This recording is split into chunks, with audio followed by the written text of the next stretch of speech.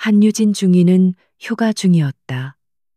UTD, 즉 도시특수작전부대 소속의 그녀에게 휴가는 낯선 단어였지만 오늘은 억지로라도 평범한 시민이 되어 보기로 했다.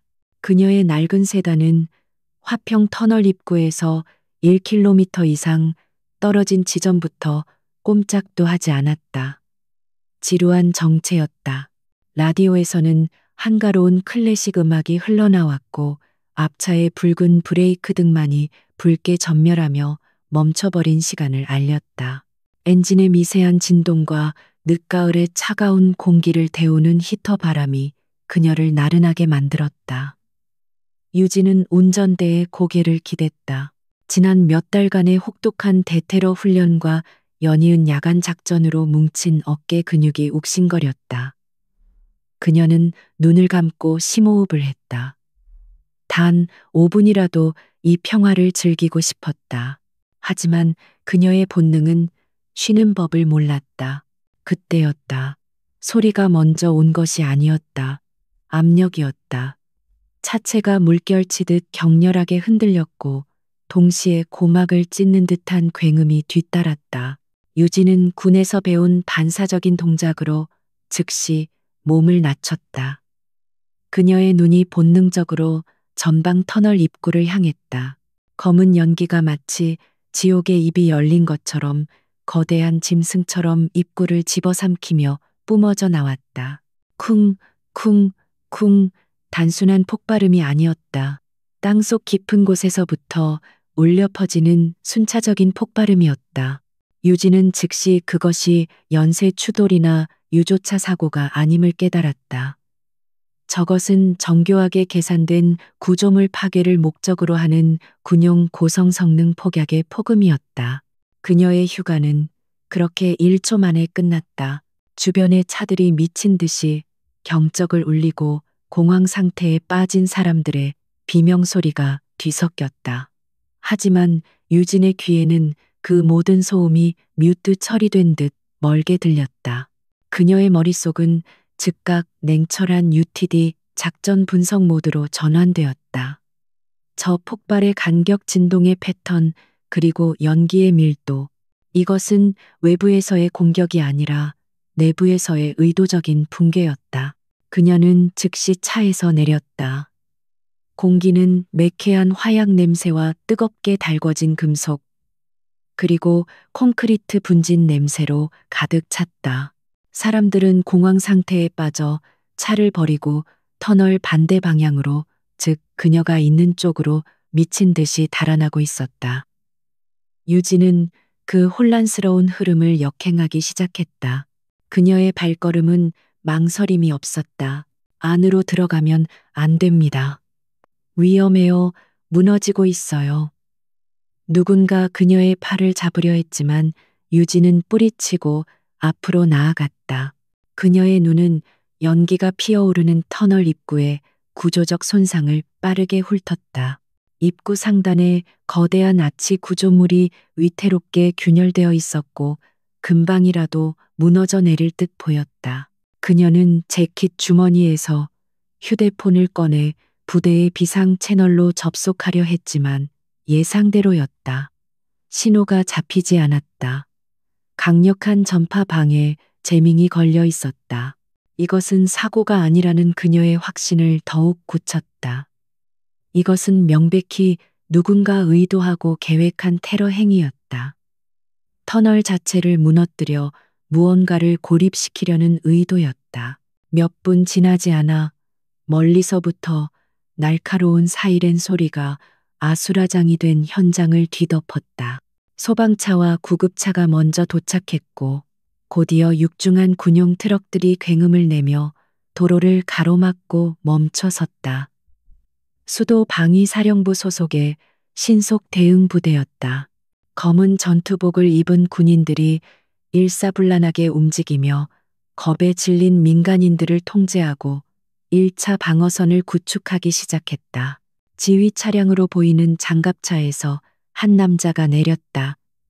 그는 굳은 표정으로 연기가 뿜어져 나오는 터널 입구를 노려보며 무전기에 명령을 내렸다. 반듯하게 각 잡힌 전투복과 어깨의 별이 그의 신분을 말해주었다. 김태준 대령 수방사 예하 화생방 및 재난 대응 부대의 현장 지휘관이었다. 그의 눈은 냉정했고 이 극도의 혼란 속에서도 기계적인 질서를 찾으려는 의지가 확고했다. 그는 즉시 터널 입구 반경 500m 이내를 적색 위험 구역으로 선포하고 모든 민간인과 비인가 인력의 접근을 엄격히 통제하기 시작했다. 소방대원들조차 그의 통제하에 움직여야 했다. 유진은 망설임 없이 방어선을 향해 다가갔다. 그녀는 주머니에서 자신의 군 신분증을 꺼내 들었다. 비켜주십시오. 그녀가 통제선을 지키는 초병을 지나치며 김 대령에게 접근했다. 대령님, 그녀가 크고 단호한 목소리로 불렀다. 김 대령이 의아하다는 듯 그녀를 돌아보았다. UTD 소속 한유진 중위입니다. 유진은 경례를 붙이며 신분증을 제시했다. 현재 휴가 중이지만 현장을 직접 목격했습니다. 이건 단순 붕괴 사고가 아닙니다. 폭발 패턴을 분석한 결과 순차적인 군용 폭약이 사용되었습니다. 내부에 의도적인 재밍도 걸려 있습니다. 테러가 확실합니다. 김태준 대령은 그녀를 위아래로 훑어보았다. 그의 시선에는 경멸이나 무시보다는 귀찮고 절차를 무시하는 방해 요소를 대하는 듯한 차가운 무관심이 담겨 있었다. 중이, 지금은 휴가 중이라고 했나. 그는 유진의 신분증을 확인하지도 않고 손으로 내저었다. 여긴 내 관할 구역이다. UTD가 민간인 복장으로 끼어들 자리가 아니야. 그의 목소리는 낮고 단호했다. 지금 내 임무는 구조다. 확인되지 않은 추측으로 현장을 혼란스럽게 만들지 말고 즉시 방어선 밖으로 물러나 있도록. 이건 명령이다.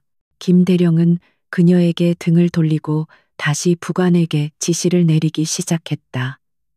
구조 1팀 즉시 생존자 탐색 장비 준비해 입구 쪽 연기부터 잡는다. 유진은 입술을 깨물었다. 지금은 계급이나 지휘 계통 혹은 절차를 따질 때가 아니었다. 저 지휘관은 눈앞의 재난을 교범대로만 처리하려 하고 있었다. 하지만 대령님 만약 내부의 적들이 생존자들을 인질로 잡고 있다면 구조대를 투입하는 것은 그들을 사지로 모는 것입니다. 최소한의 정찰조가 먼저 복종 못하나 한중이 김 대령이 버럭 소리쳤다. 그의 얼굴이 분노로 붉어졌다.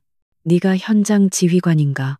UTD는 이런 재난구조 훈련을 받나 여긴 내 작전 구역이 아니다.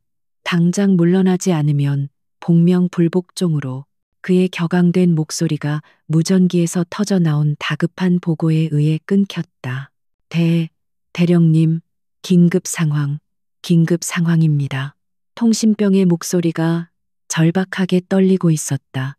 방금 사령부 직통 라인에서 확인되었습니다. 1급 경호 대상 국방부 차관님 공식 이동 차량.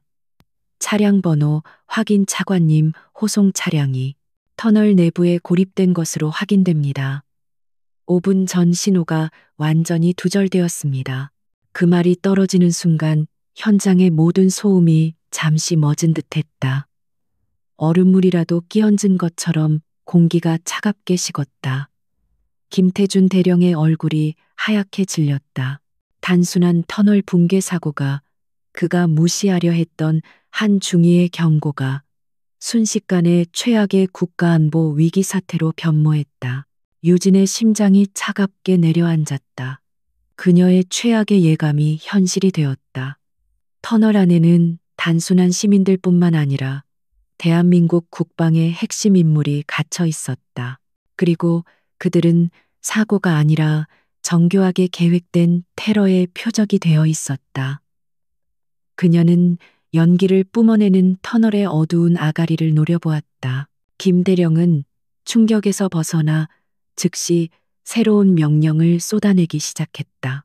전부대 작전 변경, 이건 구조 작전이 아니다. 지금부터 VIP 구출 작전으로 즉각 전환한다. 특임대 투입 준비 방어선을 2배로 확장하고 모든 언론 접근을 차단해 당장 그의 목소리는 다급했지만 여전히 혼란스러웠다. 하지만 유진은 그들의 움직임에서 치명적인 결함을 보았다. 그들은 여전히 이 사태를 붕괴 후 구출로 접근하고 있었다. 만약 자신의 예측대로 이것이 의도된 매복 공격이라면 저렇게 방탄복만 갖춰 입은 구조 인력들을 투입하는 것은 살아있는 표적을 제공하는 것과 다름없었다. 그녀는 조용히 방어선 뒤로 한 걸음 물러났지만 현장을 떠나지 않았다. 김대령의 시선이 이미 그녀를 벗어나 있었다. 유진의 눈은 여전히 검은 연기를 뿜어내는 터널의 아가리를 응시하고 있었다. 저 어둠 속에서 지금 이 순간 무슨 일이 벌어지고 있는지, 그리고 왜 하필 국방부 차관이 이 시간에 이 터널에 있었는지 모든 것이 거대한 의문으로 다가왔다. 유진은 천천히 자신의 재킷 지퍼를 올렸다. 그녀는 더 이상 휴가 중인 민간인이 아니었다. 그녀는 대한민국 최정예 특수부대 UTD의 장교였다. 그리고 그녀의 눈앞에서 국가 안보가 무너지고 있었다. 그녀는 자신의 휴가가 방금 공식적으로 그리고 아주 위험한 방식으로 끝났음을 직감했다. 터널 입구에서는 구조대원들이 방열복을 입고 진입을 시도하려는 움직임이 분주했다. 김대령은 무전기를 붙들고 고함을 치고 있었다. 그 누구도 방어선 뒤편에 서 있는 평범한 복장의 한 여성에게 신경 쓰지 않았다. 유진은 군중 속으로 조용히 몸을 섞었다. 그녀의 머릿속은 이미 수백 가지의 침투 경로와 교전 수칙을 시뮬레이션하고 있었다. 김태준 대령의 지휘 본부가 급조되어 차려지는 동안 현장의 혼란은 극에 달했다. 국방부 차관이 고립되었다는 사실은 지휘 체계 전체를 마비시킬 만큼의 충격이었다. 김 대령은 붉게 상기된 얼굴로 무전기에 고함을 지르고 있었지만 그의 지시는 여전히 붕괴된 터널 입구를 뚫는 것에만 초점이 맞춰져 있었다. 유진은 다시 한번 그에게 접근했다. 대령님, 지금은 중장비로 입구를 확보할 때가 아닙니다. 그녀의 목소리는 낮고 긴급했다. 폭발은 입구뿐만 아니라 내부에서도 연쇄적으로 일어났습니다. 이는 고립을 위한 것이며 내부의 적들은 이미 VIP를 확보했거나 확보 중일 겁니다. 정면 돌파는 그들에게 아군의 위치만 노출시킬 뿐입니다. 김 대령은 마치 성가신 벌레를 쫓아내듯 그녀를 향해 손을 휘저었다. 한중이 아직도 상황 파악이 안 되나 지금은 네가 나설 때가 아니라고 분명히 말했다. UTD는 대테러 부대지 재난 구조팀이 아니야. 내 부하들은 이런 상황에 특화된 훈련을 받았다. 네가 교범을 논할 자리가 아니란 말이다. 그의 오만함은 확신에 차 있었다. 그는 이 사태를 자신의 지휘 아래 해결해야 할 문제로 보았고 유진의 경고는 자신의 권위에 대한 도전으로 받아들였다. 더 이상 현장을 교란하면 휴가 중인 장교의 직권 남용 및 명령 불복종으로 현장에서 즉시 체포하겠다. 알아들었나? 바로 그때 지휘 본부의 통신병이 헤드셋을 벗어던지다시피 하며 김 대령에게 달려왔다. 그의 얼굴은 사색이 되어 있었다. 대령님 추가 보고입니다. 더 심각한 문제입니다. 통신병은 숨을 헐떡이며 태블릿을 내밀었다. 차관님 차량뿐만이 아닙니다. 국방부 장관님, 사모님 박서연 여사께서도 같은 차량에 동승 중이었습니다. 비공식 일정으로 차관님과 함께 이동 중이었습니다. 김태준 대령의 눈이 믿을 수 없다는 듯 커졌다. 국방부 차관만으로도 최악의 사태였는데 이제는 장관의 부인까지 포함되었다. 이것은 단순한 테러를 넘어 정권 자체를 뒤흔들 수 있는 거대한 안보 참사였다. 그의 이마에서 식은땀이 흘러내렸다. 그는 자신이 감당할 수 있는 수준을 넘어선 재앙의 한가운데에 서 있음을 깨달았다. 그의 동요를 놓치지 않고 유진이 파고들었다. 대령님, 이제 제 말이 무슨 뜻인지 아시겠습니까? 그들은 처음부터 두 사람 모두를 노린 것입니다. 이것은 완벽하게 계획된 납치극입니다. 그들이 요구 조건을 내걸기 전에 혹은 최악의 상황이 오기 전에 움직여야 합니다. 구조대가 아니라 침투조가 필요합니다. 김 대령은 잠시 망설였다. 그의 눈동자가 격렬하게 흔들렸다. 하지만 그는 곧 이성을 되찾고 자신의 무너진 권위를 다시 세우려 했다. 닥쳐라 한중이 너의 추측일 뿐이다. 사령부에 이미 UTD 본대의 지원을 요청했다. 네가 할 일은 없어. 당장 이 구역에서. 김 대령의 말이 끝나기도 전에 유진의 시선이 터널 입구에서 피어오르는 연기로 향했다. 연기의 색이 바뀌고 있었다. 처음에 검고 짙은 매연에서 이제는 역겨운 노란빛을 띤 회색 연기가 섞여 나오고 있었다. 그것은 유진이 화생방 훈련에서 수없이 보아왔던 특정 화학 물질이 연소할 때의 색이었다. 그녀의 심장이 멎는 듯했다.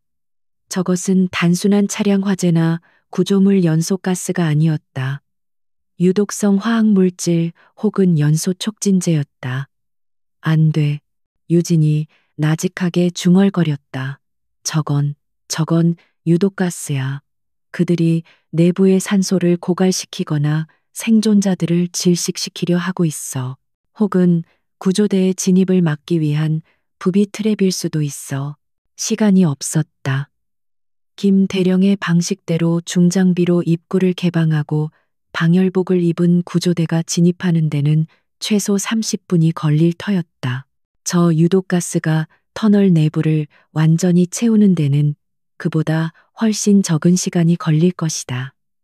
내부에 갇힌 VIP들은 구조대가 도착하기도 전에 질식사할 것이다. 유진은 김 대령을 정면으로 바라보았다. 대령님, 지금 당장 방독면을 착용한 최소 인원의 정찰조를 측면 환기구로 투입해야 합니다. 정면 진입은 자살 행위입니다. 그녀는 터널의 설계도를 본 적은 없지만 모든 장대 터널에는 비상시를 대비한 유지보수 통로가 있기 마련이었다. 김태준 대령은 이제 분노를 넘어선 경멸의 눈빛으로 그녀를 보았다. 그는 유진의 존재 자체가 자신의 지위에 대한 모욕이라고 생각하는 듯했다. 그는 자신의 무전기를 집어들었다. 한유진 중위. 그의 목소리는 강철처럼 차가웠다. 지금 이 순간부로 수도 방위 사령부 현장 지휘관 김태준 대령의 이름으로 귀관에게 명령한다. 그는 유진을 똑바로 노려보며 말했다. 즉시 현장에서 이탈해 수방사 지휘 통제실로 이동하여 대기하라. 이는 직접적이고 최종적인 명령이다. 만약 1분 내로 내 시야에서 사라지지 않으면 전시명령 불복종으로 간주하고 즉시 발포를 명령하겠다. 완벽한 협박이자 그녀를 이 상황에서 완전히 배제하려는 최후 통첩이었다. 유진은 그를 바라보았다. 그의 눈에는 타협의 여지가 없었다. 그는 자신의 경력과 명예를 걸고 이 상황을 자신의 통제하에 두려하고 있었다. 설령 그것이 잘못된 결정일지라도 유진은 천천히 고개를 끄덕였다. 그리고 경례도 없이 말없이 돌아섰다. 김 대령은 그녀가 마침내 굴복했다고 생각했는지 만족스러운 표정으로 다시 부하들에게 고함을 치기 시작했다. 화생방 제독팀 연기 성분 즉시 분석해 구조 1팀 방독면 착용하고 진입 준비. 유진은 통제선 바깥쪽으로 천천히 걸어 나왔다. 그녀는 혼란에 빠진 민간인들과 취재진 그리고 분주하게 움직이는 군인들 사이로 섞여들었다. 그녀의 얼굴은 아무런 감정도 드러나지 않는 가면처럼 굳어 있었다. 그녀는 김대령의 시야에서 벗어난 거대한 소방 펌프차의 뒤편으로 몸을 숨겼다. 그녀는 더 이상 망설일 시간이 없었다. 김태준 대령의 명령은 명백한 불복종 대상이었다. 하지만 그녀의 가슴 속에는 더 상위의 명령이 불타고 있었다. UTD의 최우선 강령, 어떠한 상황에서도 민간인의 생명을 보호하고 적을 무력화한다. 그리고 지금 터널 안에는 그녀가 구해야 할 생명과 제거해야 할 적이 동시에 존재했다. 유진은 재킷 주머니에서 휴대폰을 꺼냈다. 김대령의 명령은 지휘 통제실로 이동하여 대기하라는 것이었다. 하지만 그녀는 휴대폰의 전원을 완전히 꺼버렸다. 모든 통신수단을 스스로 차단했다. 이제 그녀는 공식적으로 통신 두절 상태가 되었다. 명령을 받을 수도 보고를 할 수도 없는 존재가 된 것이다. 그녀의 눈이 터널 주변의 지형을 빠르게 훑었다. 김대령과 그의 부대원들은 모두 붕괴된 터널 정면에만 집중하고 있었다. 하지만 유진의 시선은 터널 입구에서 약 200m 떨어진 숲으로 가려진 산빛 아래 콘크리트 구조물을 향했다. 그것은 터널의 주 환기구이자 비상시 사용되는 대피 통로 입구였다. 그곳은 김대령의 적색 위험 구역 경계선 바로 바깥에 아슬아슬하게 걸쳐 있었고 단 2명의 초병이 형식적으로 지키고 있을 뿐이었다. 그들은 모두 터널 입구의 소란에 정신이 팔려 있었다. 유진은 숨을 깊게 들이마셨다. 그녀의 몸이 기억하는 수백 시간의 잠입 훈련이 모든 근육을 깨웠다. 그녀는 더 이상 한유진 중위가 아니었다. 그녀는 명령을 거부한 이탈자였고 동시에 터널 내부의 유일한 희망이었다. 그녀는 소방차의 그림자를 벗어나 산비탈을 향해 어둠 속으로 조용히 몸을 움직였다. 그녀의 발걸음은 소리가 없었다. 그녀는 김대령의 명령을 거부하고 자신만의 전쟁을 위해 어둠 속으로 들어갔다. 측면 환기구 입구는 숲의 그림자에 가려져 있었다. 형식적으로 배치된 2명의 초병은 붕괴된 터널 입구에서 벌어지는 소란에 완전히 정신이 팔려 있었다. 유진은 고양이과 동물처럼 소리 없이 그들의 배후로 접근했다. 그녀는 낙엽을 밟는 소리조차 내지 않았다. 차가운 콘크리트 벽에 등을 기댄 그녀는 마지막으로 터널 입구 쪽을 바라보았다. 김태준 대령의 부대가 여전히 무의미한 구조 작전을 준비하고 있었다. 그녀는 더 이상 망설이지 않았다. 환기구의 육중한 강철문은 비상시를 대비해 잠겨 있었지만 UTD의 침투 훈련은 모든 종류의 자물쇠를 다루는 법을 포함했다. 그녀는 재킷 안주머니에서 꺼낸 소형 텐션 툴과 픽을 이용해 낡은 자물쇠를 단 몇 초 만에 무력화시켰다. 끼익거리는 경첩 소리가 울렸지만 터널 입구의 굉음에 묻혀버렸다. 유진은 칠흑 같은 어둠 속으로 몸을 밀어넣었다. 강철문이 닫히자 바깥 세상의 모든 소음이 멀리서 들리는 천둥 소리처럼 희미해졌다. 이곳은 주 터널과 나란히 달리는 보조 통로였다. 공기는 차갑고 축축했으며 곰팡이와 먼지 냄새가 코를 찔렀다. 그녀는 휴대폰의 미약한 불빛 대신 훈련된 감각에 의지해 움직였다. 그녀의 발소리는 콘크리트 바닥에 거의 울리지 않았다. 멀리 터널 본체에서부터 쿵, 쿵 하는 불안정한 붕괴음이 진동을 통해 전해져 왔다.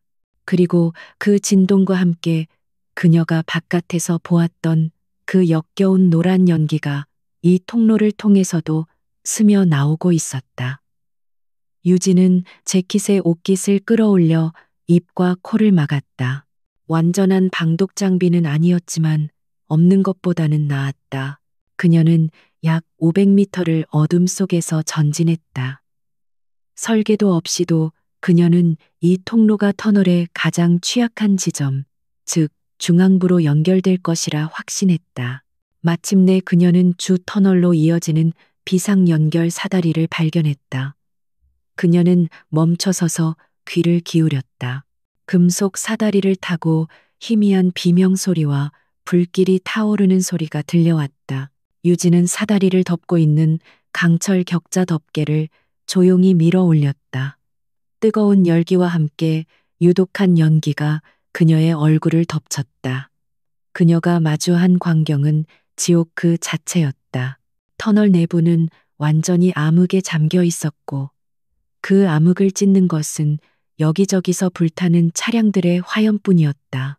공기는 그녀가 예상했던 대로 호흡하기 힘든 노란 연기로 가득 차 있었다. 붕괴된 천장에서 떨어진 거대한 콘크리트 더미들이 도로를 완전히 막고 있었고 그 사이사이에 종이장처럼 구겨진 차들이 끼어 있었다. 사방에서 부상자들의 고통스러운 신음과 구조를 요청하는 절박한 외침이 들려왔다. 유진은 사다리에서 내려와 불타는 차량의 잔해 뒤로 즉시 몸을 숨겼다. 그녀의 눈은 이 끔찍한 혼돈 속에서 위협을 식별하기 위해 빠르게 움직였다. 그녀는 VIP 호송 차량이 있었을 법한 중앙부를 향해 움직여야 했다. 그녀는 무너진 잔해 더미를 능숙하게 기어오르고 깨진 유리 조각을 피하며 전진했다. 그녀의 움직임은 연기 속의 유령과도 같았다. 그때 뒤집힌 승용차 밑에서 희미한 아이의 울음소리가 들렸다. 유진은 잠시 멈췄다. 그녀는 차 밑을 살폈다. 한 여자가 의식을 잃은 채 운전대에 엎드려 있었고 뒷좌석의 카시트에는 5살쯤 되어 보이는 아이가 겁에 질려 울고 있었다. 차체에서 흘러나온 기름이 뜨거운 엔진 블록 위로 떨어지며 연기를 피우고 있었다. 언제든 불이 붙을 수 있는 일촉즉발의 상황이었다. 유진은 아이에게 속삭였다. 쉿, 아가야 괜찮아. 내가 꺼내줄게. 그녀는 전투용 나이프를 꺼내 안전벨트를 끊고 아이를 밖으로 끌어냈다. 그리고 의식 없는 여성의 맥박을 확인했다. 아직 살아 있었다. 하지만 다리가 차체에 끼어 있었다. 유진은 주변의 쇠 파이프를 이용해 지렛대를 만들고 온 힘을 다해 틈을 벌려 여자를 구출해냈다. 정신 차려요. 아이가 있어요. 여자가 희미하게 신음을 뱉었다. 유진은 자신의 재킷을 찢어 여자의 머리에서 흐르는 피를 지혈했다. 여기서 움직이지 마세요. 연기를 피해서 최대한 바닥에 엎드려 있어요. 구조대가 올 겁니다. 그녀는 아이를 엄마 품에 안겨주고 다시 어둠 속으로 사라졌다. 그녀의 임무는 이들을 구하는 것이 아니었지만 그녀의 본능은 그들을 지나칠 수 없었다. 계속해서 터널 깊숙한 곳으로 이동하던 유진의 눈에 이상한 움직임이 포착되었다. 그들은 소방관이나 구조대원 복장이 아니었다. 검은색 전술 장비를 착용하고 있었지만 그 위에 식별을 어렵게 하려는 듯 어두운 색의 작업복을 덧입고 있었다. 그들은 4명으로 구성된 조였으며 구조 활동을 하는 것이 아니었다. 그들은 부상자들의 신음을 무시한 채 무너진 잔해 더미를 체계적으로 수색하며 전진하고 있었다. 그들의 움직임은 군사작전 그 자체였다. 그들은 손에 소음기가 달린 권총이나 기관단총을 들고 있었다. 유진은 즉시 무너진 버스의 그림자 속으로 몸을 숨겼다. 그녀의 최악의 예감이 적중했다. 그들 중 한 명이 생존자를 발견했다. 정장을 입은 한 남자가 다리를 다친 채 그들에게 기어가며 물을 구걸했다. 살려주세요. 제발. 테러범 중 한 명이 그 남자를 귀찮다는 듯 바라보았다. 그는 잠시 무전으로 무언가를 말하더니 망설임 없이 소음기가 달린 권총의 총구를 남자의 머리에 겨누었다. 푹 하는 소리와 함께 남자는 그 자리에 쓰러졌다.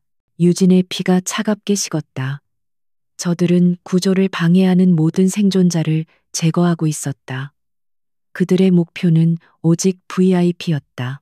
저들이 박서연 여사와 차관을 찾아낸다면 그들의 운명도 저 남자와 같을 것이다. 유진은 더 이상 지체할 수 없었다. 그녀는 이들을 지나쳐 먼저 VIP에게 도달해야 했다. 그녀는 버스 밑을 통해 조용히 이동하려 했다. 하지만 그녀가 발을 디딘 곳에 금속 파편이 쨍그랑하는 소리를 냈다. 치명적인 실수였다. 4명의 테러범들이 즉시 소리가 난 방향으로 총구를 돌렸다. 누구냐, 그들 중 하나가 어둠 속으로 손전등을 비췄다. 빛이 유진의 얼굴을 스쳤다. 찾았다. 여자다. 총알이 그녀가 숨어 있던 버스의 차체를 때렸다. 팅팅. 유진은 즉시 반대편으로 굴렀다. 그녀에게는 권총 한 자루조차 없었다. 오직 재킷 주머니 속에 전투용 나이프뿐이었다. 그녀는 연기와 화염 속으로 몸을 던졌다. 2명의 테러범이 그녀를 쫓아 분리되었다. 유진은 일부러 그들을 더 깊고 좁은 차량이 뒤엉킨 곳으로 유인했다. 이곳은 총을 쓰기 힘든 난전 지역이었다. 한 명이 코너를 돌자마자 유진은 위에서 그를 덮쳤다. 그녀는 구겨진 트럭의 지붕 위에 숨어 있었다. 그녀의 무릎이 테러범의 어깨를 강타했고 그는 균형을 잃고 넘어졌다. 유진은 한치의 망설임도 없이 그의 목에 나이프를 박아 넣었다. 비명조차 지르지 못하고 남자가 쓰러졌다. 알렉스 어디 있어? 뒤따라오던 다른 한 명이 소리쳤다. 유진은 이미 쓰러진 자의 권총을 뽑아 들고 있었다. 2번째 테러범이 조심스럽게 다가왔다. 유진은 어둠 속에서 숨을 죽였다. 그녀는 쓰러진 시체에서 빼낸 무전기를 눌러 일부러 잡음을 발생시켰다. 치지직 소리가 나자 테러범이 그쪽으로 총구를 돌렸다. 그 순간 유진이 그의 등 뒤에서 나타났다. 여길 봐. 그녀가 차갑게 속삭였다. 남자가 돌아서기도 전에 유진은 방금 빼앗은 소음 권총을 그의 머리에 2발 발사했다. 푹, 푹. 2번째 시체가 바닥에 쓰러졌다. 유진은 그들의 시체를 뒤졌다. 군용 등급의 소형 폭약 암호화된 무전기, 그리고 특이한 문양이 새겨진 탄창. 이것은 단순한 테러리스트가 아니었다. 고도로 훈련된 용병 혹은 그 이상의 집단이었다. 그녀는 무전기를 귀에 꽂았다. 알아들을 수 없는 외국어와 암호가 섞여 들려왔다. 알파조 목표물 근처, 저항 확인. 쥐새끼가 한 마리 끼어든 것 같다. 처리 중. 늑대님께 보고해 곧 목표물을 확보하겠다고. 늑대, 지휘관의 코드명인 듯 했다. 그리고 쥐새끼는 분명 자신을 의미했다. 유진은 그들의 무전기를 챙기고 여분의 탄창을 확보했다. 그녀는 이제 맨손이 아니었다. 그녀는 화염과 연기로 가득 찬 이 지옥 같은 터널에서 정체불명의 적들을 상대로 홀로 싸워야 했다. 그녀는 박서연 여사가 갇혀 있을 중앙 붕괴 지점을 향해 다시 발걸음을 옮겼다. 시간은 그녀의 편이 아니었다. 2명의 적을 처리하고 확보한 무전기에서는 계속해서 알 수 없는 언어와 암호화된 지시가 흘러나왔다. 유진은 그들의 통신망을 교란할 수는 없었지만 그들의 움직임을 파악할 수는 있었다. 알파조가 목표물 근처라고 했다. 그녀는 발걸음을 재촉했다. 화염에 휩싸인 차량들을 뛰어넘고 아슬아슬하게 매달린 콘크리트 잔의 밑을 기어갔다. 마침내 그녀는 터널의 중앙부 가장 심하게 붕괴된 지점에 도달했다. 이곳이 폭발의 중심부였던 듯 도로는 거대한 싱크홀처럼 움푹 꺼져 있었고 천장은 완전히 무너져 내린 상태였다. 그리고 그 잔해 덤이 한가운데 기적처럼 형체를 유지하고 있는 검은색 방탄 세단이 보였다. 국방부 차관의 공식 호송 차량이었다. 차량은 거대한 콘크리트 기둥에 측면을 들이받친 채 멈춰 서 있었다. 앞 유리는 거미줄처럼 박살났고 차체는 심하게 뒤틀려 있었다. 유진은 총을 든 채 조심스럽게 접근했다. 차량 주변에는 이미 여러 구의 시신이 널려 있었다. 검은 정장을 입은 경호원들이었다. 그들은 차량을 보호하려다 집중 사격을 받고 전사한 듯했다. 유진은 차량의 뒷문으로 다가갔다. 문은 충격으로 심하게 찌그러져 열리지 않았다. 그녀는 창문을 통해 내부를 살폈다. 뒷좌석에는 두 사람이 있었다. 한 명은 머리에 피를 흘리며 의식 불명 상태로 쓰러져 있었다. 국방부 차관이었다. 그리고 그 옆 차체 구석에 몸을 웅크린 채 공포에 질렸지만 놀라울 정도로 침착함을 유지하려 애쓰는 한 여자가 있었다. 박서연 여사였다. 그녀는 값비싼 드레스 대신 단정한 비즈니스 정장 차림이었고 그녀의 눈은 어둠 속에서도 유진의 존재를 정확히 포착했다. 유진은 손전등을 그녀의 얼굴에 잠시 비췄다가 내리며 자신의 신분을 알렸다. 박서연 여사님, 저는 UTD 한유진 중위입니다. 구하러 왔습니다.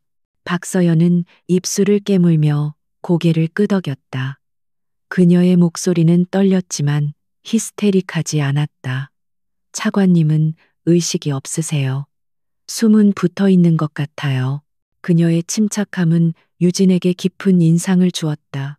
이런 극단적인 상황에서 이성을 유지하는 것은 보통 사람의 강단이 아니었다. 유진은 권총 손잡이로 강화 유리의 균열이 간 부분을 내리쳐 깨뜨렸다. 여사님 문이 열리지 않습니다. 이쪽으로 나오셔야 합니다. 그녀는 유리를 조심스럽게 걷어내고 박서연이 나올 수 있는 공간을 확보했다. 박서연은 망설임 없이 깨진 유리를 피해 조심스럽게 차 밖으로 몸을 빼냈다. 유진은 즉시 그녀를 이끌고 인근에 무너진 버스잔에 뒤편으로 몸을 숨겼다. 이곳은 사방이 막혀 있어 방어에 유리한 임시 은신처였다. 차관님은 어떻게 하죠? 박서연이 물었다. 그녀의 목소리에는 죄책감이 묻어났다. 저분은 지금 당장 의무병이 필요해요. 유진은 냉정하게 상황을 판단했다. 의식 불명의 중상을 입은 환자를 데리고 이 지옥을 빠져나가는 것은 불가능합니다. 지금 저희의 최우선 목표는 여사님의 생존입니다. 차관님은 일단 저 차량이 가장 안전한 방어막이 될 겁니다. 적들도 그분이 살아있길 바랄 테니까요. 그녀는 박서연의 상태를 살폈다. 다행히 큰 부상은 없어 보였다.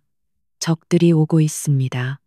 그들은 여사님과 차관님을 생포하거나 혹은 제거하려 할 겁니다. 여기서 버텨야 합니다. 유진은 쓰러진 경호원의 시신에서 여분의 권총과 탄창을 추가로 확보했다. 그녀는 권총 한 자루를 박서연에게 건넸다. 박서연은 망설임 없이 총을 받아들었다. 그녀는 총을 다루는 법을 아는 듯 보였다. 군인 가족으로 평생을 살았어요. 최소한 방아쇠는 당길 줄 압니다. 그녀의 눈에 공포 대신 결연한 의지가 스쳤다. 유진은 고개를 끄덕였다. 이것은 그녀가 기대할 수 있는 최상의 파트너였다. 제가 한쪽을 맡겠습니다. 여사님은 저쪽 적들이 올 수 있는 유일한 통로를 주시해 주십시오. 그리고 무슨 일이 있어도 소리를 내지 마세요. 유진은 무너진 잔해들 사이에 몸을 숨기고 차량 주변으로 접근하는 모든 경로에 시선을 고정했다. 화염이 일렁이며 그들의 그림자를 거대하게 만들었다. 바로 그때 유진이 확보한 무전기에서 거칠고 분노에 찬 목소리가 터져 나왔다. 영어였다. 하지만 알아들을 수 없는 동유럽 억양이 섞여 있었다. 알파조 응답하라.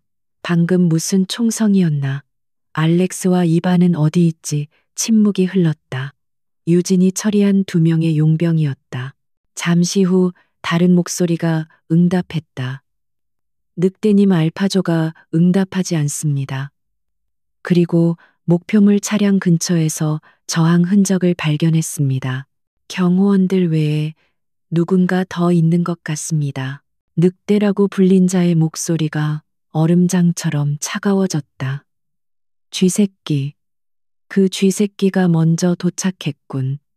그의 목소리에는 살기가 가득했다. 모든 조는 듣는다. 구조대가 아니다. 내부의 정체를 알 수 없는 교란자가 있다. 아마도 군인일 것이다.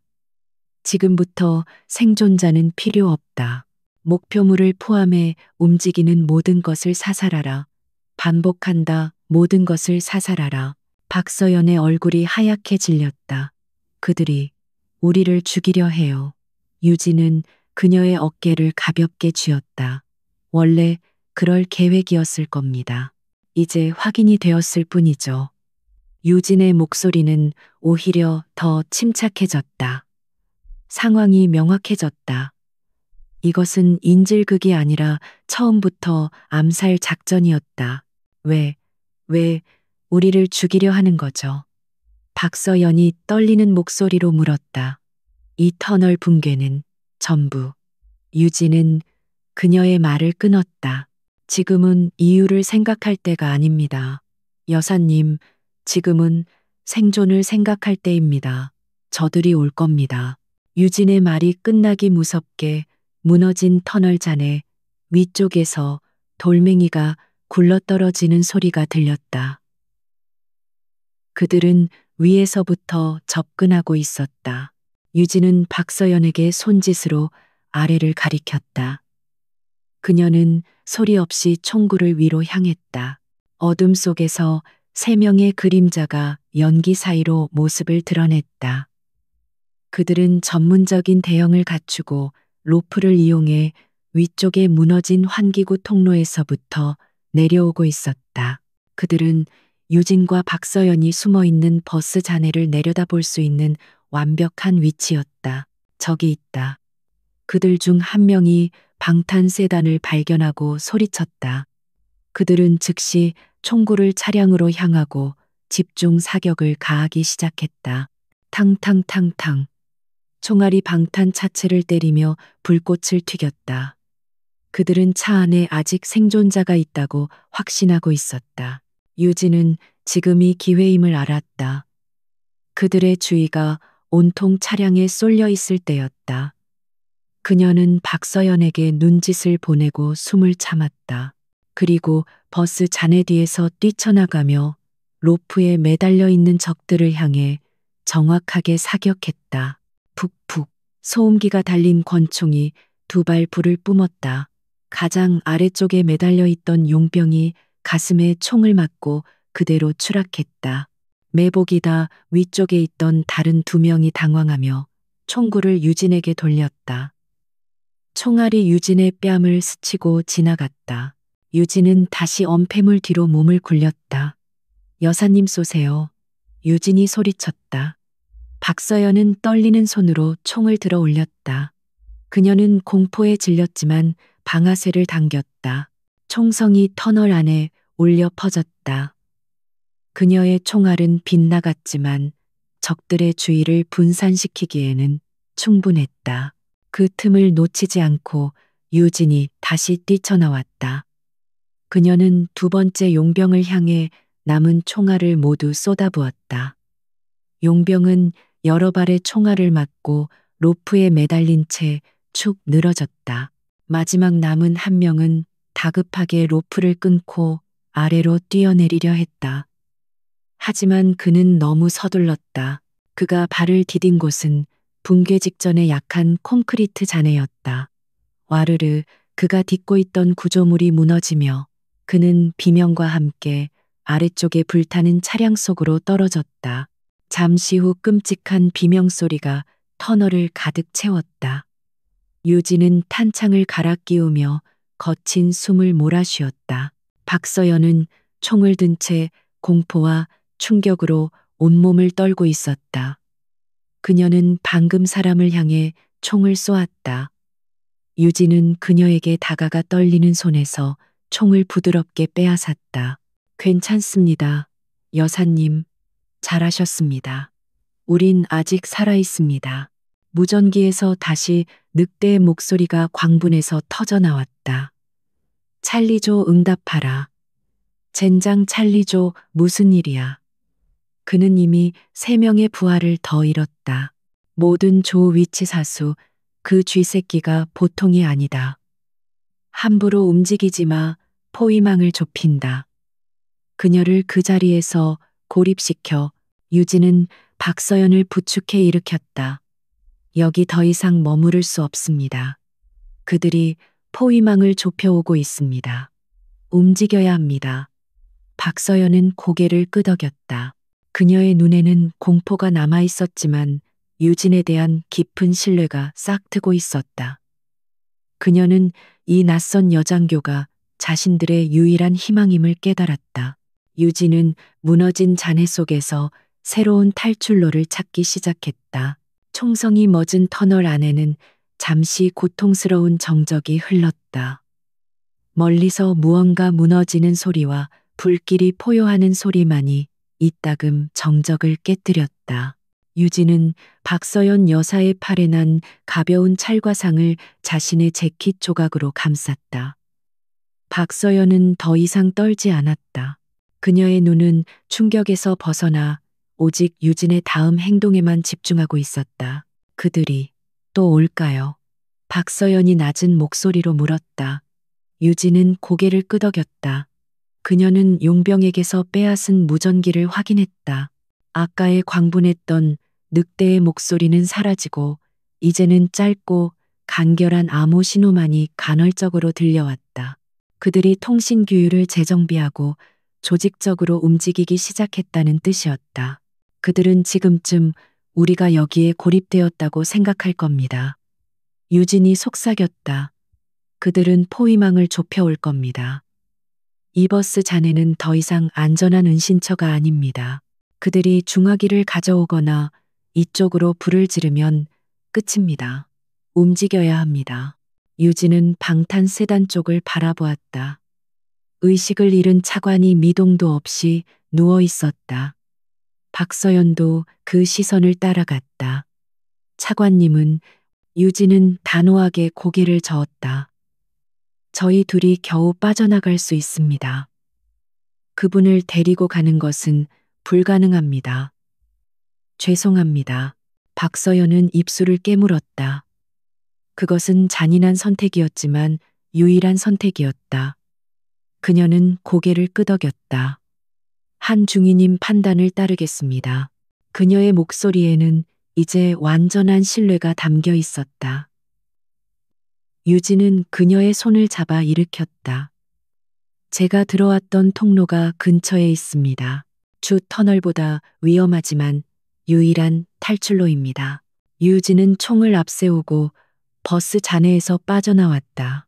두 사람은 연기와 시체 사이를 고양이처럼 조용히 이동했다. 그들은 화염의 그림자를 방패 삼아 유진이 처음 터널로 진입했던 비상연결 사다리를 향해 움직였다. 사방에서 금속이 뒤틀리는 소리가 들려 그들의 움직임을 감춰주는 동시에 공포감을 증폭시켰다. 마침내 그들은 사다리가 있는 격자 덮개에 도달했다. 유진이 먼저 덮개를 밀어 올리고 박서연을 위로 밀어 올렸다. 그리고 자신도 재빠르게 사다리를 타고 올라가 덮개를 닫았다. 칠흑 같은 어둠이 두 사람을 감쌌다. 바깥의 화염과 연기와 비명 소리는 이제 벽 하나를 사이에 두고 멀게만 느껴졌다. 하지만 이곳도 안전하지 않았다. 이 통로는 주 터널과 연결되어 있습니다. 그들도 이 통로의 존재를 알 겁니다. 유진이 박서연의 귀에 속삭였다. 이제부터는 절대 소리를 내면 안 됩니다. 유진은 휴대폰 불빛조차 켜지 않았다. 그녀는 한 손으로 박서연의 손을 잡고 다른 한 손으로는 벽을 짚으며 어둠 속을 나아갔다. 그들의 발소리만이 축축한 콘크리트 바닥에 울렸다. 또각, 또각. 그리고 그때 그들의 발소리가 아닌 다른 소리가 들려왔다. 그들의 뒤편, 그리고 앞쪽에서 동시에 들려왔다. 터벅, 터벅, 거칠고 무거운 전투와 발소리였다. 그들은 완벽하게 포위당했다. 늑대는 유진이 이 통로를 이용할 것을 정확히 예측하고 양쪽 입구에 병력을 배치한 것이었다. 한편 터널 밖의 지휘 본부는 그야말로 아비규환이었다. 김태준 대령은 마침내 결단을 내리고 방독면과 방열복으로 무장한 수방사 특임대 1팀을 터널 입구로 투입시켰다. 진입하라. 1팀 진입. 무슨 수를 써서라도 VIP 위치를 확보한다. 그의 목소리는 절박했다. 중무장한 1팀 대원들이 연기 속으로 사라졌다. 그들은 붕괴된 입구의 잔해를 헤치며 조심스럽게 전진했다. 연기 농도, 심각 시야, 확보 불가 팀장의 다급한 목소리가 무전기를 타고 흘러나왔다. 김대령은 초조하게 주먹을 쥐었다. 그는 이 작전의 성공에 자신의 모든 것을 걸었다. 그리고 그 순간 터널 내부에서 섬광이 번쩍였다. 타타타타탕. 그것은 단순한 총성이 아니었다. 터널 벽을 뚫을 듯한 중기관총 소리였다. 연기 속으로 진입했던 1팀 대원들이 비명과 함께 튕겨져 나왔다. 선두에 섰던 방패병에 방탄 방패가 종이장처럼 찢어져 있었다. 매복입니다. 대령님 적의 중학이 매복입니다. 대원 2명 중상 1명은 전사, 맙소사 그들이 우리를 기다리고 있었습니다. 무전기에서는 공포에 질린 외침이 터져 나왔다. 김태준 대령은 자신의 눈을 의심했다. 저것은 테러리스트의 화력이 아니었다. 정규군 혹은 그 이상의 화력이었다. 그의 부하들이 화염과 연기 속에서 속수무책으로 당하고 있었다. 김대령은 온몸에 피가 빠져나가는 듯한 냉기를 느꼈다. 그의 머릿속에 그가 오만하게 무시했던 한 여장교의 목소리가 울렸다. 이건 단순 붕괴 사고가 아닙니다. 정면 돌파는 그들을 사지로 모는 것입니다. 그녀의 말이 정확했다. 김태준 대령의 얼굴이 하얗게 질렸다. 그는 자신의 오만과 잘못된 판단이 아까운 부하들의 목숨을 앗아갔다는 사실을 깨달았다. 그의 교범과 훈련은 이 실전 상황에서 아무런 소용이 없었다. 그는 떨리는 손으로 무전기를 잡았다. 1팀, 1팀. 전원 퇴각하라, 당장 퇴각하라. 그는 지휘 차량에서 비틀거리며 내렸다. 그는 방금 도착한 UTD 본대의 연락 장교를 찾아 달려갔다. 그의 눈에는 더 이상 오만함이 남아있지 않았다. 오직 절박함과 뒤늦은 후회만이 가득했다. 자네 부대. 한유진 중위. 그 중위와 연락할 방법이 있나 지금 당장. 같은 시각 어둠 속의 유지 보수 통로. 유진과 박서연은 양쪽에서 조여오는 발소리 사이에 갇혔다. 진퇴양난이었다. 유진은 벽을 더듬었다. 그녀의 손에 차가운 금속 손잡이가 잡혔다. 터널의 전력과 통신을 관리하는 작은 배전반실 혹은 창고로 보이는 문이었다. 유진은 문을 열고 박서연을 안으로 밀어넣었다. 그리고 자신도 따라 들어가 문을 조용히 닫았다. 그들은 먼지 쌓인 케이블과 장비들로 가득 찬 한평, 남짓한 좁은 공간에 갇혔다. 완벽한 막다른 길이었다. 문 밖으로 전투와 발소리가 점점 더 가까워졌다. 터벅, 터벅, 발소리가 그들의 문 앞에서 멈췄다. 유진은 박서연의 입을 막고 자신의 총을 문에 겨누었다. 밖에서 거칠고 만족스러운 숨소리가 들렸다. 그리고 잠시 후 늑대의 차가운 목소리가 바로 문 반대편에서 마치 그들의 귓가에 속삭이듯 돌려 퍼졌다. 찾았다, 작은 쥐새끼. 찾았다, 작은 쥐새끼. 늑대의 목소리는 강철문을 뚫고 들어와 두 사람의 뼛속까지 스며들었다. 그것은 승리감에 도취된 사냥꾼의 목소리였다. 박서연은 숨을 헛들이 마셨지만 유진이 그녀의 어깨를 강하게 쥐어 비명을 막았다. 유진은 총구를 문에 고정한 채 반대편의 적과 자신 사이의 얇은 강철문에 모든 감각을 집중했다. 한유진 중위. 늑대가 다시 입을 열었다. 이번에는 완벽하고 냉정한 한국어였다. 그 억양 그 톤. 유진의 등골이 서늘해졌다. 익숙한 목소리였다. UTD 소속 보고번호 707. 명령 불복종이 아주 몸에 밴 친구로군. 네가 상관의 명령을 무시하고 이곳에 들어올 줄 알았지. 유진의 뇌가 이 목소리의 주인을 찾기 위해 미친 듯이 회전했다. 박서연 여사 또한 충격에 휩싸인 듯 유진의 팔을 붙잡은 손에 힘이 들어갔다. 그녀 역시 이 목소리를 알고 있었다. 김태준 대령은 멍청한 교범 덩어리야. 하지만 넌 아니지.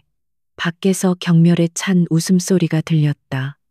넌 본능적으로 움직이지. 그래서 넌 내 계획의 가장 큰 변수였고, 그래서 넌 여기서 죽어야 한다. 강민혁. 박서연 여사가 공포와 불신이 뒤섞인 목소리로 속삭였다. 그녀의 목소리는 좁은 배전반실 안에서 너무나 크게 울렸다. 밖의 움직임이 멈칫했다. 그리고 잠시 후 늑대가 아니 강민혁이 낮게 웃었다. 아, 박서연 여사님, 제 목소리를 알아보셨군요. 영광입니다. 유진의 심장이 차갑게 가라앉았다. 강민혁 대령. 국방부 직속 정보사령부의 핵심 인물. 대북 정보 분석 및 특수 공작의 귀재로 알려진 자였다. 그는 UTD를 포함한 모든 특수부대의 훈련 교범과 작전 프로토콜을 검토하는 위치에 있었다. 그는 유진의 움직임을 예측한 것이 아니었다. 그는 유진이 어떻게 훈련받았는지 정확히 알고 있었던 것이다. 왜 이런 짓을? 박서연이 떨리는 목소리로 물었다. 왜냐고 강민혁의 목소리는 이제 어떠한 위장도 없는 순수한 분노와 광기로 가득 찼다. 당신 남편 그 위선자 같은 국방부 장관 때문에 그가 내 모든 것을 망쳤어. 북한과의 평화 노름 군축. 그건 국가를 좀먹는 배신 행위야.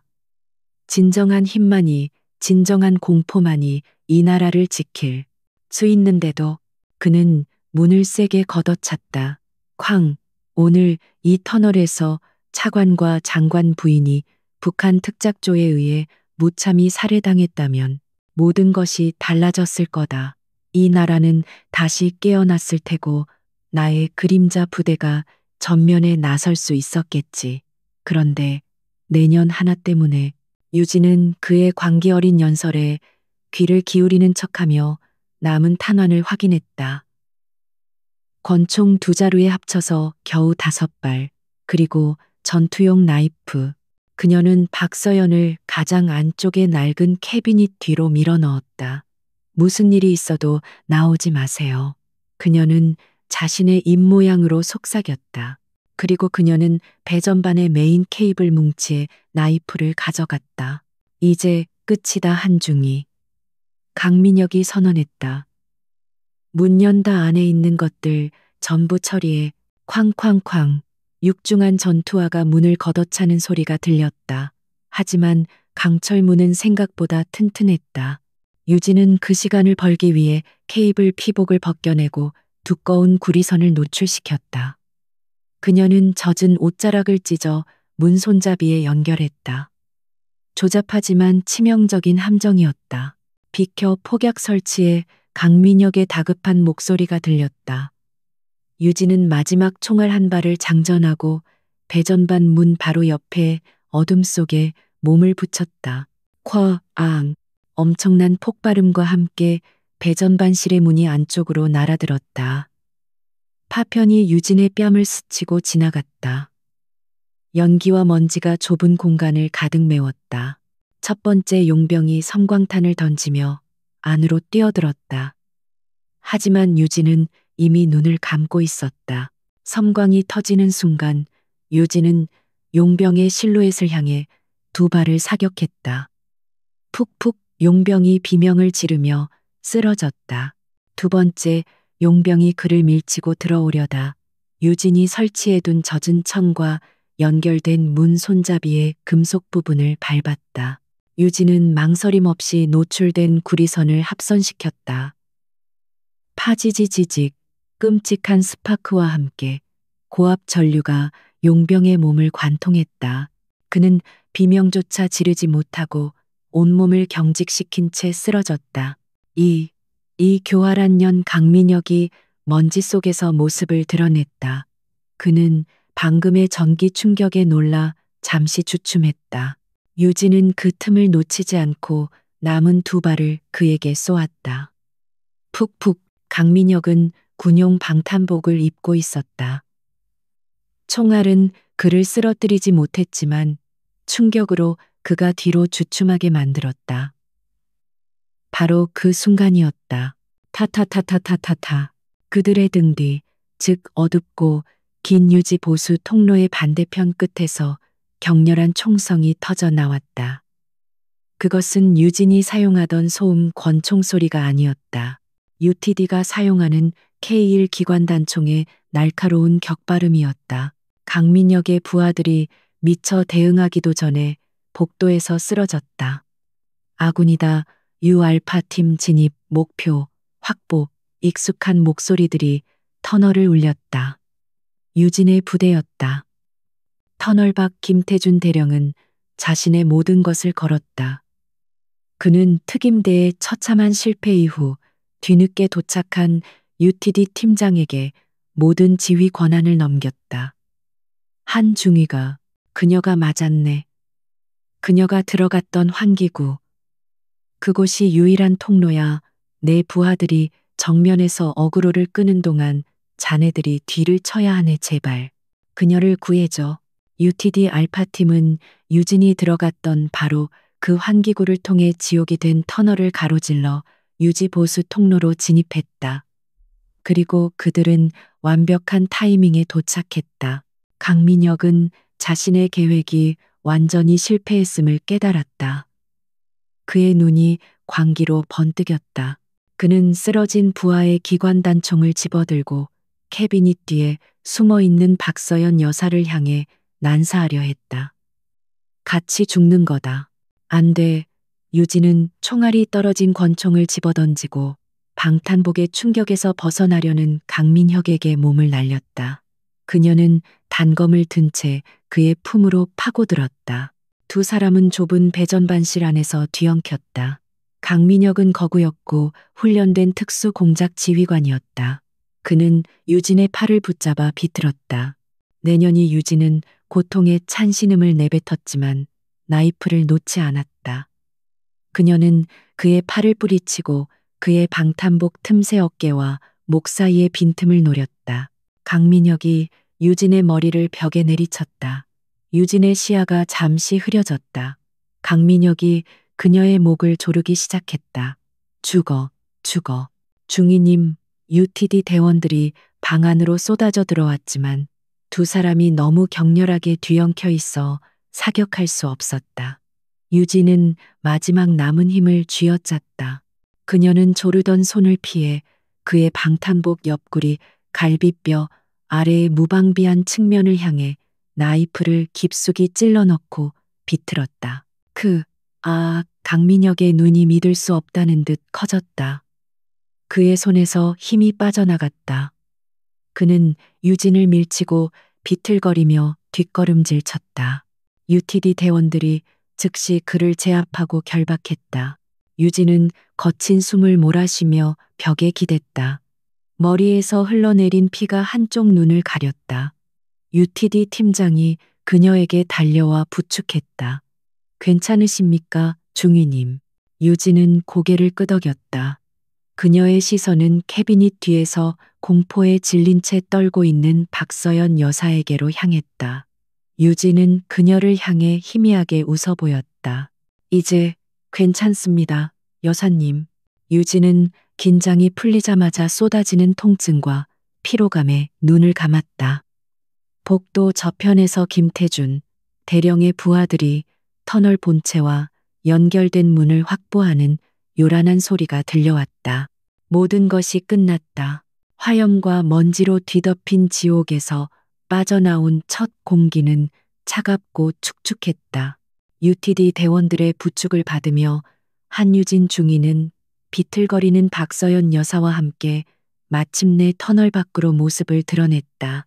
새벽빛이 희미하게 밝아오는 지평선 아래 수십 대의 구급차와 소방차 그리고 군용 차량들이 붉고 푸른 경광등을 번쩍이며 거대한 작전 본부를 이루고 있었다. 유진이 모습을 드러내자 현장의 모든 시선이 그녀에게로 쏠렸다. 김태준 대령이 넋이 나간 표정으로 그녀에게 달려왔다. 그의 얼굴은 땀과 먼지 그리고 깊은 죄책감으로 얼룩져 있었다. 그는 유진의 피 묻은 전투복과 머리의 상처 그리고 그녀에게 부축되어 거의 실신 직전인 박서연 여사를 번갈아 보았다. 한중이 그가 무언가 말을 하려 했지만 목이 메인 듯 소리가 나오지 않았다. 그는 자신의 오만함이 거의 모든 것을 잃게 할 뻔했음을 깨달았다. 유진은 그를 지나쳐 구급대원들에게 박서연 여사를 인계했다. VIP 안정 필요, 쇼크 상태. 그녀는 짧게 말하고는 그 자리에 주저앉을 뻔했다. 차관님은 김 대령이 다급하게 물었다. 유진은 고개를 저었다.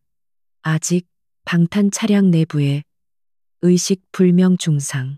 UTD 알파팀이 즉시 중장비와 의료 장비를 갖추고 다시 터널 안으로 진입했다. 곧이어 강민혁 대령이 팔다리가 결박된 채 들것에 실려 나왔다. 그는 유진에게 치명상을 입었지만 아직 숨이 붙어 있었다. 그의 눈은 여전히 광기로 불타고 있었다.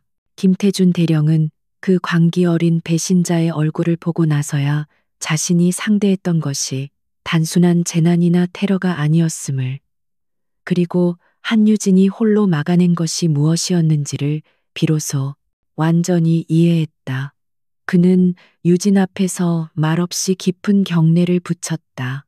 그것은 상급자가 부하에게 보내는 경례가 아니라 한 군인이 다른 군인에게 보내는 목숨을 건 경의의 표시였다. 몇 주가 흘렀다. 화평터널 붕괴 사건은 노후화된 구조물과 유조차, 폭발이 결합된 최악의 참사로 공식 발표되었다. 현장에서 발견된 용병들의 시신과 중화기는 터널 붕괴의 혼란을 틈타 VIP를 납치하려던 미상의 테러 조직의 소행으로 덮어졌다. 강민혁 대령의 이름은 그 어디에도 언급되지 않았다. 국방부 차관은 기적적으로 목숨을 건졌지만 몇 달간의 재활이 필요한 중태에 빠졌다. 그리고 한유진 중위는 명령 불복종과 지휘체계 교란 혐의로 국방부 본부의 좁은 심의실에 앉아 있었다. 그녀의 앞에는 3명의 장성이 무거운 표정으로 앉아 있었다. 명백한 징계위원회였다. 한유진 중위, 위원장인 삼성 장군이 입을 열었다. 그의 목소리는 감정이 배제되어 있었다. 기관은 2025년 10월 23일 화평터널 붕괴 현장에서 수도 방위사령부 현장 지휘관 김태준 대령의 현장 이탈 및 지휘 통제실 대기라는 직접적이고 반복적인 명령을 정면으로 위반했다. 인정하는가? 유진은 허리를 곧게 펴고 그들을 응시했다. 그녀의 머리에는 여전히 흉터가 남아 있었다. 네, 인정합니다. 그녀의 목소리는 흔들림이 없었다. 또한 귀관은 군 통신망을 의도적으로 차단하고 허가 없이 작전 구역에 무단으로 침투하여 민간인 박서연 여사와 주요 인사 국방부 차관에게 접근했다. 이 또한 인정하는가? 인정합니다. 방 안의 공기가 얼음장처럼 차가워졌다. 그녀의 대답은 어떠한 변명도 자기 합리화도 없었다. 오직 사실의 인정만이 있었다. 위원장의 눈이 가늘어졌다. 기관의 행동은 군의 근간인 지휘 체계를 무너뜨린 중대한 범죄 행위다. 변명할 기회를 주겠다. 유진은 잠시 눈을 감았다. 그녀는 그날의 화염과 비명, 그리고 강민혁의 광기 어린 목소리를 떠올렸다. 변명은 없습니다. 저는 제가 받은 훈련과 UTD 강령에 따라 행동했습니다. 현장의 판단은 제 신념에 따른 것이었습니다. 그 어떤 처벌도 달게 받겠습니다. 위원장이 징계 수위를 결정하려던 순간 심의실의 문이 열렸다. 김태준 대령이 전투복 차림으로 걸어 들어왔다. 증인으로 출석 요청을 받았습니다.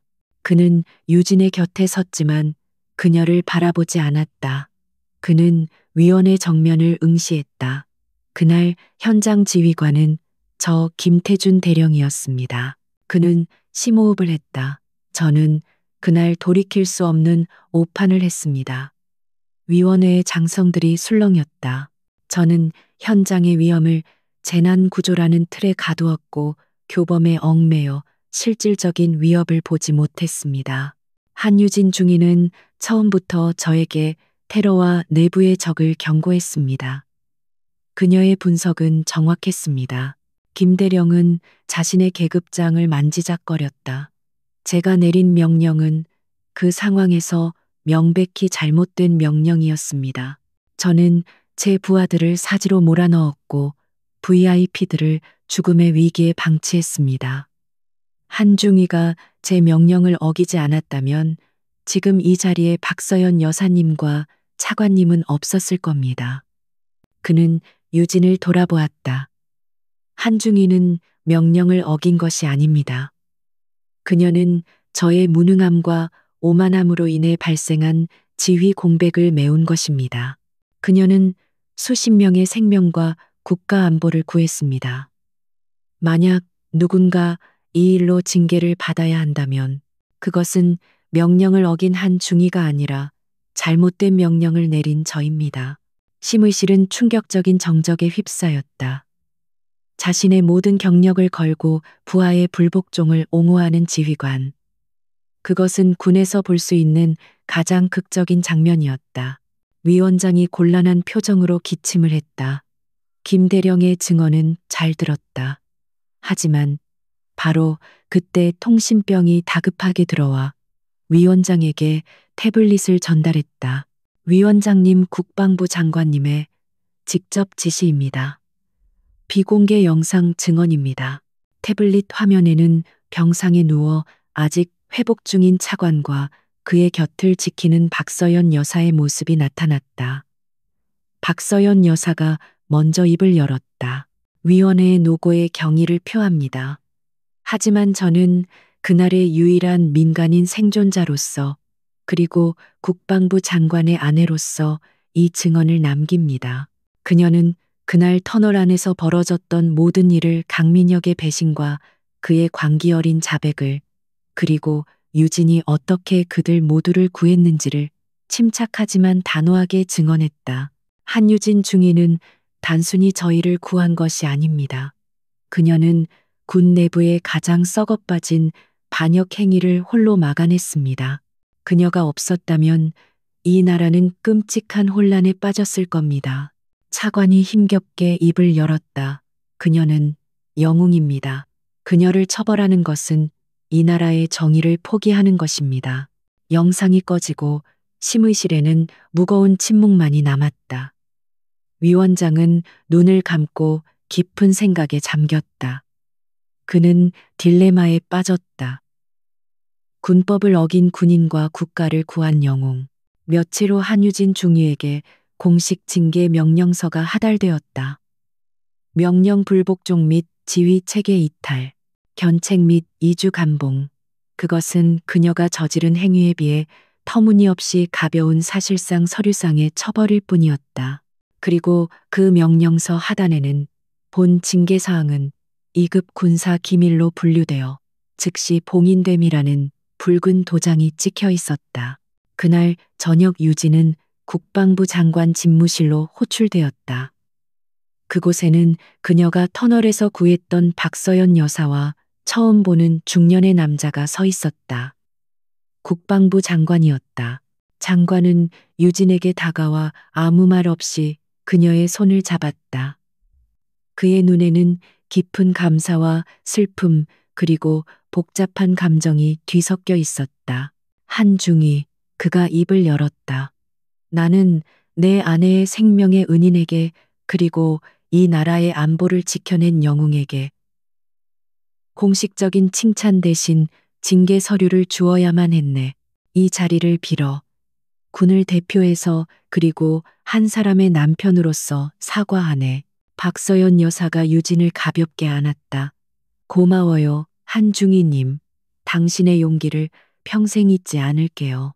장관은 책상 서랍에서 작은 벨벳 상자를 꺼냈다. 그 안에는 어떠한 공식적인 훈장도 아닌 국방부 장관의 개인 인장이 찍힌 작은 금속 인식표가 들어 있었다. 공식적인 포상은 없네. 강민혁의 일은 국가 안보를 위해 영원히 묻혀야 하니까. 하지만 이것만은 알아주게. 대한민국 국방부는 한유진 중위 자네에게 빚을 졌네. 유진은 묵묵히 그것을 받아들었다. 그녀는 정의가 항상 시끄럽게 실현되는 것이 아님을 깨달았다. 때로는 침묵 속에서 오직 소수만이 아는 진실 속에서 그 가치를 지켜내야 했다. 그녀는 장관에게 경례를 붙였다. 임무를 완수했을 뿐입니다. 다시 일주일이 지났다. 유진은 UTD의 사격 훈련장에 서 있었다. 견책 처분이 끝난 그녀는 다시 자신의 부대로 복귀했다. 동료들은 그녀에게 아무것도 묻지 않았다. 하지만 그들은 모든 것을 알고 있다는 듯 그녀가 사격장에 들어서자 일제히 경의를 표했다. 유진은 자신의 K1 기관 단총을 집어들었다. 그녀는 탄창을 결합하고 놀이쇠를 후퇴시켰다. 철컥하는 익숙한 금속음이 울렸다. 그녀는 관역을 향해 총을 겨누었다. 그녀의 눈은 그날 터널 속의 어둠보다 더 깊고 더 단단해져 있었다. 그녀는 여전히 군인이었다. 하지만 이제 그녀는 알았다. 진정한 임무는 때때로 규율과 명령의 경계선을 넘어서야만 완수될 수 있다는 것을, 그리고 그 옳은 일을 하는 대가는 언제나 무겁다는 것을. 유진은 숨을 참고 방아쇠를 당겼다. 탕, 총성이 훈련장을 가득 메웠다. 그녀의 전쟁은 아직 끝나지 않았다.